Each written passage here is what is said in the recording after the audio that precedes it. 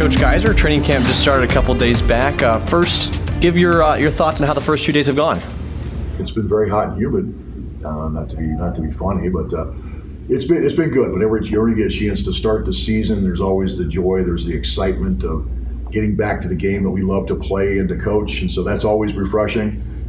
After a long off season of lifting and running and training and spring ball, it's nice to be able to get back, and now it becomes real in a handful of weeks against IUP. And Coach, when you take a look at the hours being put in right now, what is the schedule looking like day to day right now for everybody?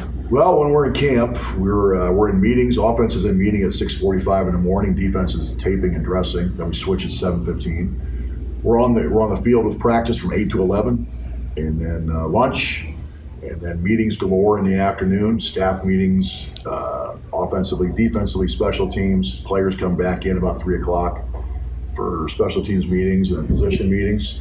We just got done with position meetings right now. We got dinner, and then we're back to meeting again. So we're meeting to meet in a lot of respects. But the evenings are more of team meetings and kind of team building and bonding and that sort of thing. And we just had our accountability team draft today, so we have a kind of a tell your story night tonight, and teams get to know each other and start building those bonds as well. So it's exciting. A lot of different things going on, both on the field and chemistry-wise, team-wise. So it's fun as a coach. It's long days because I usually get out of here about midnight, but it's still rewarding when you can make it pay off in the fall. And obviously you've got a lot to pay attention to with a variety of meetings. Obviously the newcomers coming in, some of the returners stepping back onto the field. Is there any position groups that you've seen that have stood out so far?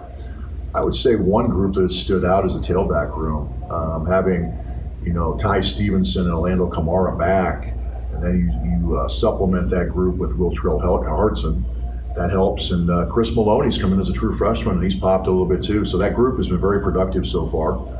I think the offensive line has been very solid. You can tell those guys have played a lot of football. Starting to grow into their bodies a little bit, and so it's exciting to see.